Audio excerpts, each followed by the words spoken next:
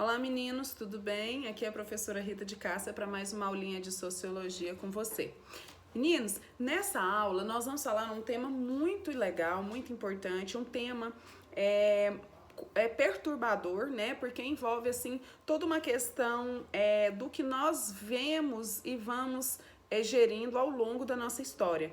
Então, assim, nós vamos falar sobre a diferença entre gênero, sexo e sexualidade. É um tema assim que gera muita, né, especulação e etc. Sexo vezes o gênero. O que é o sexo e o que é o gênero, né? As ciências sociais, elas têm feito nos últimos anos uma distinção entre os conceitos de sexo e de gênero, né? Então a gente pode dizer que o sexo ele está relacionado às distinções, né, anatômicas e biológicas entre homens e mulheres. Ou seja, o sexo é referente a alguns elementos do corpo, como as genitálias, os aparelhos reprodutivos, os seios, etc. Assim, a gente vai ter algumas pessoas do sexo feminino, né? Que vai possuir vagina ou vulva, né? A vagina, a vulva, né? Pessoas do sexo masculino, né? Que vai ter pênis. E a gente vai ter as pessoas intersexuais. Essas pessoas, né? São casos raros, né? Em que existem genitais ambíguos, né, ou ausentes, né, ou possui as duas genitálias ou não possui nenhuma genitália, beleza? E então, assim, o sexo está relacionado a isso, entendeu? Feminino possui a vagina, né, vulva, e o masculino possui pênis, né? E nós vamos ter também o gênero, né? Então, eu já vi o que é o sexo, agora eu vou ver o que é o gênero. O gênero é um termo que é utilizado para designar, né, a construção social do sexo biológico. Uai, professora, como assim? É porque esse conceito ele vai fazer uma distinção entre a dimensão biológica, né, e com a sua associação à natureza, né, ao seu sexo. Então, a dimensão social e a associação à sua cultura, o gênero, beleza? Então, apesar das sociedades ocidentais definirem as pessoas como homens ou mulheres desde o nosso nascimento, por que você fala isso, professora? Quando a gente nasce, né, nós somos um ser, né, ainda em construção, em desenvolvimento. Você nasce ali vazio e você vai ser moldado, né, conforme o decorrer da sua vida. Quando você nasce, eles já fazem ali na sua certidão de nascimento, né, a colocação do seu sexo. Então, eles te classificam apenas como homem ou como mulher, né, sexo masculino, sexo feminino.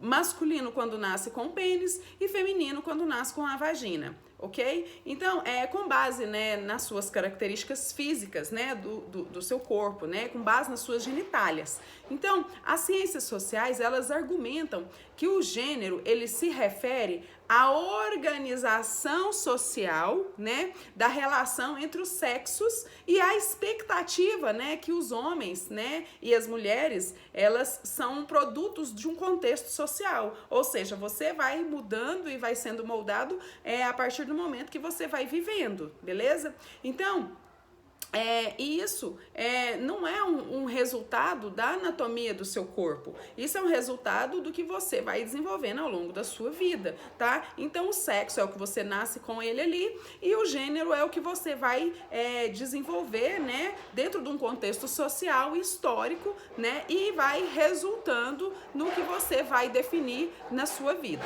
beleza? Se a expressão social, né, de comportamento de homens e mulheres é baseada na natureza dos órgãos genitais, então, assim, as mulheres vai ter um aparelho reprodutor feminino, né? Por que que então vai existir aquelas expressões, né, que a gente diz como machistas, tipo, isso não é coisa, isso é coisa de mulher, né?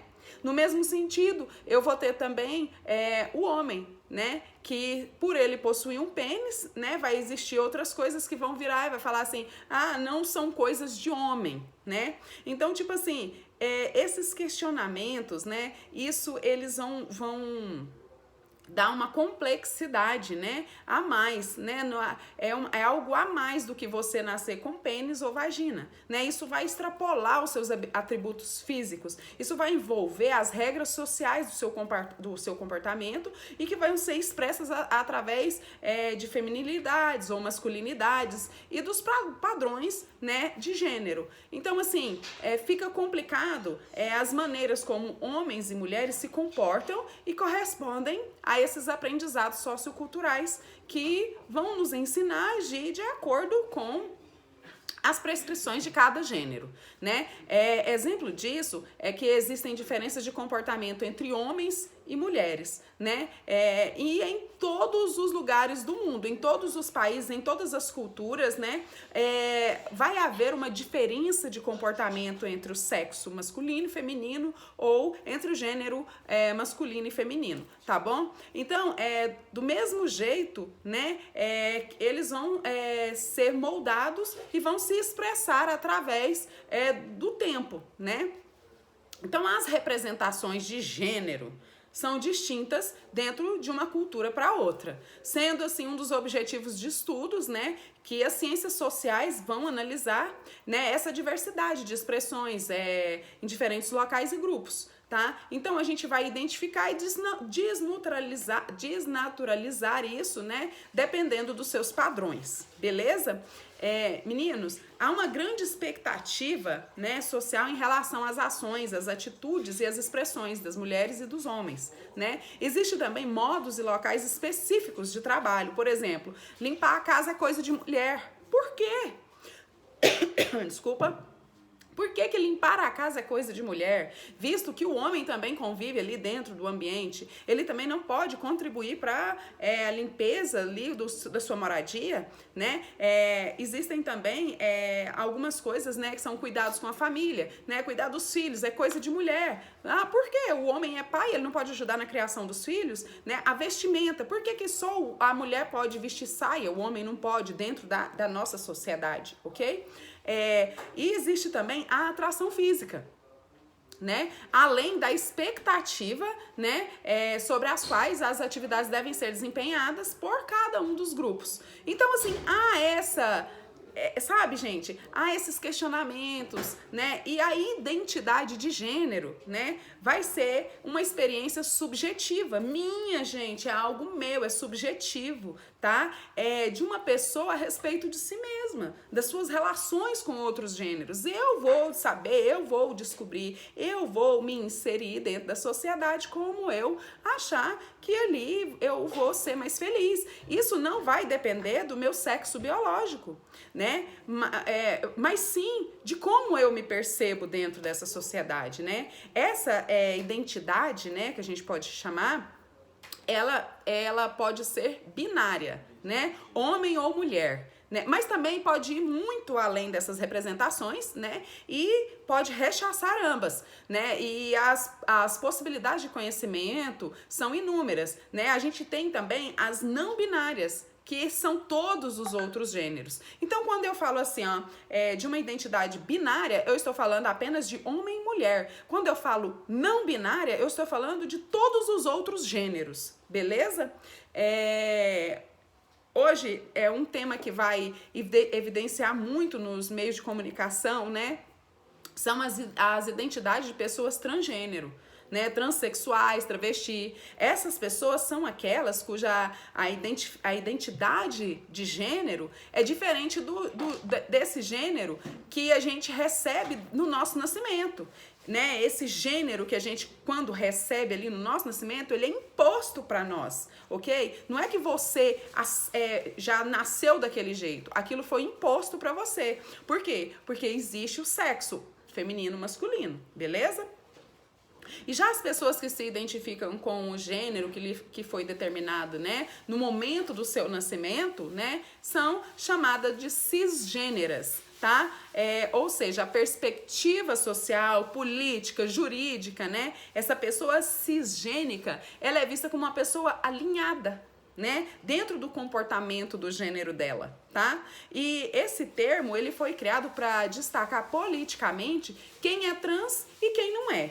e para jogar luz também na estrada social, que vai invisibilizar as pessoas trans, né? Que vai deixar as pessoas trans ali um pouco afastadas. Então, isso é para que a gente enxergue elas, tá? Então, a maior parte das pessoas, elas são cisgêneras. Mas isso não quer dizer que as outras pessoas não possam viver a sua vida e ter o seu gênero de acordo com a sua concepção.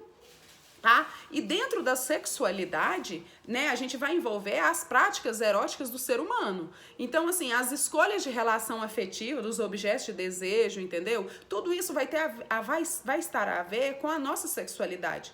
Então, do mesmo modo que o gênero, né, é a sexualidade culturalmente estabelecida, né, e tem distinções diferentes, né, dentro dos grupos sociais, o conceito de sexualidade no Ocidente, né, ele está intimamente ligado ao gênero, né? Então, na hierarquia das sociedades ocidentais, no geral, a heterossexualidade ocupa uma posição superior, né, à homossexualidade.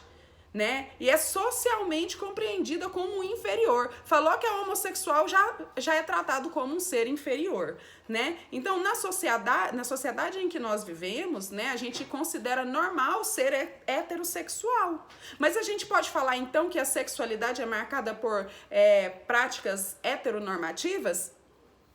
Olha, a heteronormatividade, ela é definida como um conjunto de normas sociais, né, compulsórias à heterossexualidade, né, e que orienta a sexualidade e as expectativas dela, né? Então, as possibilidades, as obrigações sociais e históricas formadas, né, a partir do pressuposto da heterossexualidade como natural. Né? Então, assim, a heterossexualidade como padrão, ela vai estabelecer normas de poder e de controle das condutas ditas normais, né? Então, qualquer desvio dessas regras é considerado fora dos padrões de normalidade. Então, assim, por isso que as pessoas falam, fulano não é normal não, é gay. Gente, isso é inadmissível, tá bom? Tá? É importante a gente destacar que qualquer forma de sexualidade é socialmente construída e ela vai dizer respeito à orientação sexual, né? Quais gêneros uma pessoa sente atração sexual ou romântica, né? Isso vai dizer apenas sobre a orientação sexual da pessoa. Tá? Existem algumas categorias, né, principais que vão classificar essas possibilidades de atração das pessoas, né? E quais são essas categorias, professora? A heterossexual, que é quem sente atração, né, de pessoas do gênero oposto, né, homem e mulher. Homossexual, quem sente atração por pessoas do mesmo gênero, mulher, homem, né? E bissexual, que é quem sente atração por ambos os gêneros. Homem, mulher, nós tudo com todo mundo e dá tudo certo, né? Então, assim, é importante nós salientarmos que a sexualidade não vai definir caráter, tá bom, bebê? Muito obrigada, essa é mais uma aulinha da professora Rita de Cássia para você. Beijo, obrigado, fiquem com Deus.